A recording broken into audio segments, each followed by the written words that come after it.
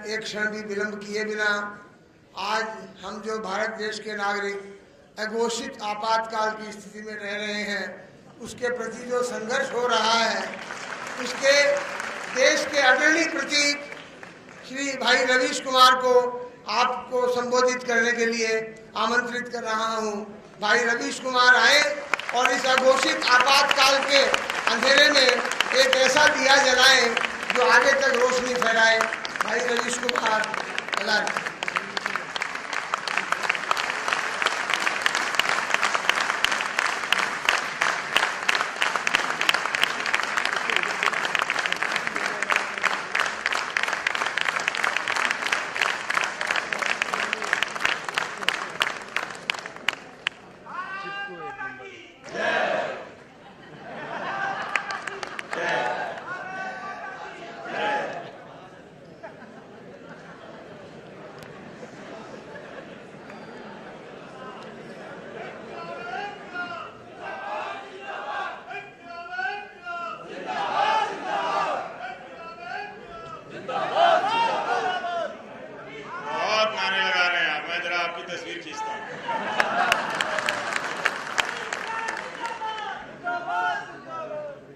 बहुत शुक्रिया आप लोगों का। नमस्कार। रमेश जी, आपका, जस्टिस दवे, बहुत बहुत शुक्रिया। आपने अपने अनुभव और अपनी रिपोर्ट दंगों के समय की जो साझा की, वो बहुत महत्वपूर्ण जानकारी है। उसी के संदर्भ में मैं छोटी सी बात ये कहना चाहता हूँ कि जब राजनीति में पैसे का प्रवेश हो रहा था तो दो चार साधु लोग कह रहे थे कि राजनीति में पैसे की क्या जरूरत है, पर जो उस वक्त के व्यवहारिक लोग थे वो ये कह रहे थे कि सत्ता चाहिए और राजनीति हम सत्ता के लिए करते हैं, दांव बहुत ज्यादा होता है, इसलिए पैसा आने दीजिए, धन को आने दीजिए। राजनीति में धन आने लगा, कब काला धन बन गया पता ही नहीं चला। उसी तरह से जस्टिस दवे ने जिस धर्म की तरफ इशारा किया है, मैं उससे के बारे में यही कहना चाहता हूं कि राजनीति में धर्म को मत आने दीजिए। धीरे धीरे धर्म आते आते कब काला धर्म बन जाएगा आपको पता नहीं चलेगा। और जैसे ही धर्म की हैसियत राजनीति में बड़ी होगी, नागरिक के रूप में आपकी हैसियत छोटी हो जाएगी। आप अपनी नागरिकता संविधान के दिए हुए अधिकारों से हासिल कीजिए। अगर अपनी नागरिक शक्ति, अपने नागरिक होने का अधिकार अगर आप धर्म की शक्ति से हासिल करेंगे तो आप न धर्म के रहेंगे न संविधान के रहेंगे, नागरिक की जगह जानवर बन जाएंगे। बहुत बहुत शुक्रिया आप सभी का। व्यास जी ने एक किताब दी है, अब नहीं तो कब बोलोगे। अब आ गया हूं तो अभी बोलूंगा।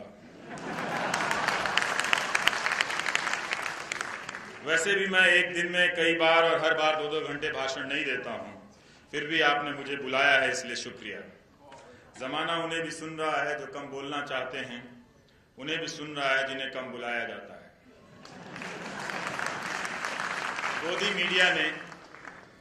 गोदी मीडिया ने आम दर्शकों के लिए पिछले 3 साल से एक सिलेबस लॉन्च किया है। इसे मैं नेशनल सिलेबस कहता हूं। और 3 साल से ये नेशनल सिलेबस जो है अभी तक कंप्लीट नहीं हुआ, जबकि रोज शाम को एक ही थीम है उस सिलेबस का, लेकिन चैप्टर अलग अलग हैं। रोज शाम को खिचड़ी, बिरयानी, ताजमहल मंदिर, नेहरू बनाम पटेल, बोस बनाम नेहरू, 3 तलाक, अकबर, औरंगजेब, शाहजहां, अशोक, टीपू सुल्तान, पद्मावती, रानी पद्मावती, और मालूम नहीं कब दीपोत्सव, सबसे ऊंची मूर्ति, महापुरुष वगैरह तो आते जाते रहते हैं इस लिस्ट में, सिलेबस में। जब कुछ नहीं होता है तब ये लोग आ जाते हैं, चुनाव खत्म हो जाता है तो नेशनल सिलेबस का कोई दूसरा चैप्टर आ जाता है। ऐसा लगता है कि पूरा देश इतिहास की कक्षा में बैठा हुआ है और हम सब पहली बार इतिहास पढ़ रहे हैं।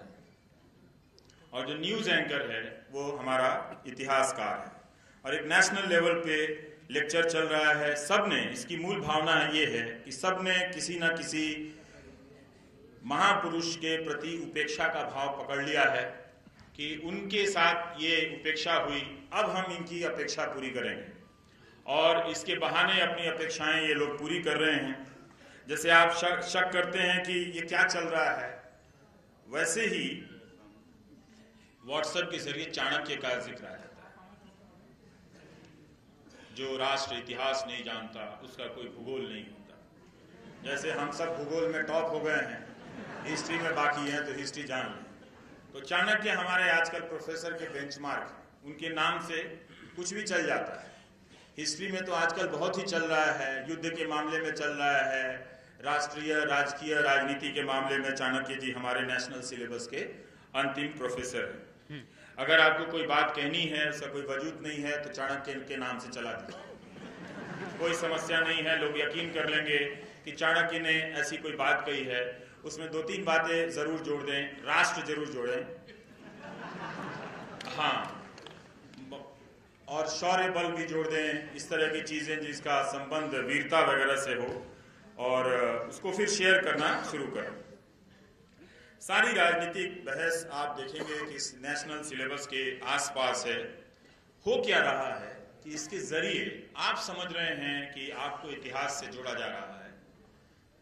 दरअसल बहुत चालाकी से आपको इतिहास से काटा जा रहा है, आपको इतिहास विहीन बनाया जा रहा है, और आप समझ रहे हैं कि रोज हमें ये एक नया इतिहास लाकर जो गलत इतिहास हुआ था उसे अब सही करने की कोशिश की जा रही है।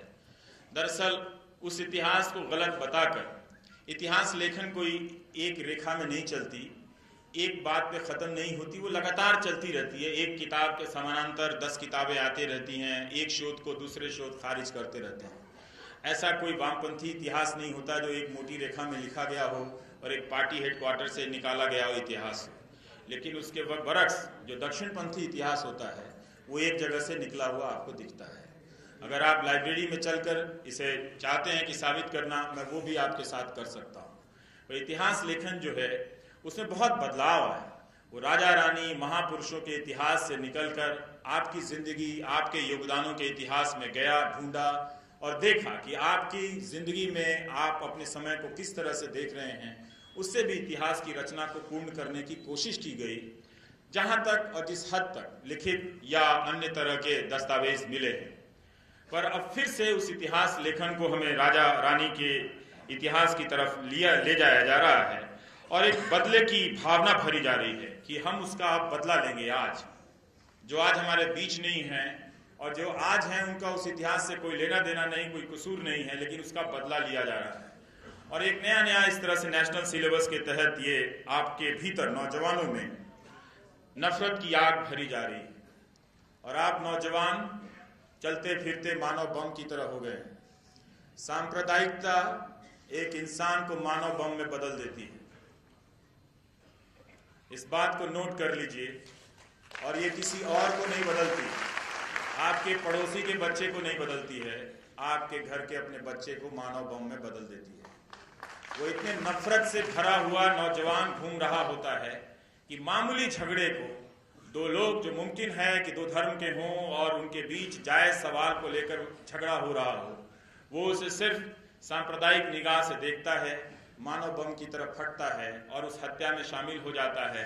जो सत्ता की मदद से भले ना पकड़े जाते हों, लेकिन वो जुड़ जाता है कि किसी ने वो कोई तो भीड़ है जो पहलू खान को मारती है, जो इखलाक को मारती है, जो केरल में किसी और को मारती है, आप उसमें बदल जाते हैं। ये मानव बम है हमारे समाज के भीतर। ये किसी भी प्रकार के समाज में, किसी भी प्रकार के राष्ट्र में इनकी तादाद बढ़ती जाएगी। आपका सत्ता का कुछ नहीं होने वाला, आपका एक नागरिक के रूप में उसकी आपकी जो हैसियत है वो कमजोर होती जाएगी। आप लगातार ऐसी घटनाओं से, जब मैं बोल रहा हूं तो याद कीजिए, टीवी पे जब आप देखते हैं कि भीड़ ने किसी को पकड़ के मारा, जो मरने वाला है वो किसी भी धर्म का हो, लेकिन भीड़ जब उसे ओवर पावर कर लेती है, उस पर अपना दबदबा कायम कर लेती है, आप उन समाचारों को सुनते हुए अपने घरों में डरते हैं, फेसबुक पर लिखने से संकोच करते हैं और किसी खास वक्त में घर से बाहर निकलने में हिचकिचाते हैं। तो आप डरते हैं, आपकी हैसियत, आपकी नागरिक शक्ति का क्षरण होता है, ह्रास होता है। तो एक तरह से आप देखें कि ये जो नफरत हमारे दिमाग में भरी जा रही है वो दरअसल सिर्फ राज करने के लिए नहीं भरी जा रही है, वो इसलिए भरी जा रही है कि लोग के रूप में आपकी ताकत, आपकी सत्ता हमेशा के लिए समाप्त हो जाए। आप अपने बच्चे को इस नेशनल टीवी से सिलेबस पे, जो नेशनल सिलेबस चल रहा है, मैं सचमुच कहता हूं बचा लीजिए। खुद को भी बचा लीजिए इस नेशनल सिलेबस से। इसकी थीम बहुत घातक है और ये खत्म नहीं हो रही है, अंतहीन है। इसका पैटर्न भी एक ही तरह है, कहीं भी चुनाव होते हैं, कहीं भी चला आता है। अभी रानी पद्मावती को लेकर विवाद हो रहा है। प्रसून जोशी ने कहा कि फिल्म बनाने वाले ने हमें ही नहीं दिखाया और दुनिया को दिखा रहे हैं और विवाद पैदा कर रहे हैं। ये खतरनाक है। हम सबको एक आत्मविश्वास भरा नागरिक होना चाहिए। हमारे इतिहास में इंसाफ नाइंसाफ जैसे वर्तमान में है, उसी तरह से इतिहास में हुआ है और उसे बरतना आना चाहिए। हमें इतिहास का सामना करने आना चाहिए। हम दोनों इन बहसों के जरिए अति के छोर पर पहुंच रहे हैं और धीरे धीरे अपना सांप्रदायिकरण कर रहे हैं। एक संप्रदाय के प्रति अपने अविश्वास की खाई को चौड़ी करते चले जा रहे हैं। जर्मनी, जहां हिटलर, जो दुनिया का सबसे बड़ा, जो लिखित तारीख है, दुनिया का सबसे बड़ा शैतान माना जाता है, वो पैदा हुआ। वहां के स्कूलों में सिखाया जाता है कि इस दाग को हम कैसे बरतें, इस इतिहास को हम कैसे बरतें। ना तो हम इतिहास के पन्नों को जलाकर बरत सकते हैं, ना हम इससे भागकर मुंह छिपाकर बरत सकते हैं। तो क्लास में सिखाया जाता है। मैंने एक जर्मन स्टूडेंट से पूछा था, पत्रकार थी, कि आप लोगों को क्या गिल्ट होता है, हमारे नेता बात बात में सुबह शाम उठकर किसी को भी हिटलर कह देते हैं, क्या जर्मनी में भी लोग इस्तेमाल करते हैं इस बात को? तो उन्होंने कहा कि हम बहुत सावधानी से इसका इस्तेमाल करते हैं।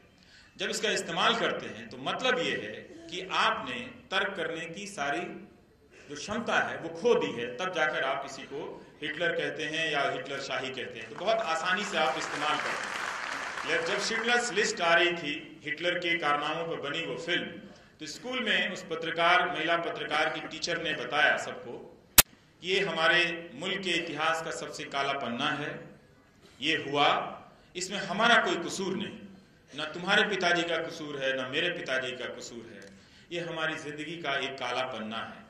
हमें शर्मिंदा होना चाहिए, हम सब शर्मिंदा भी हैं, लेकिन हम उस फिल्म को देखते हुए अपराध बोध से नहीं गुजरेंगे, बल्कि आत्मविश्वास से भरेंगे कि हम उस दौर में नहीं हैं, हम एक नए दौर में हैं जो उससे बहुत आगे निकल आए हैं।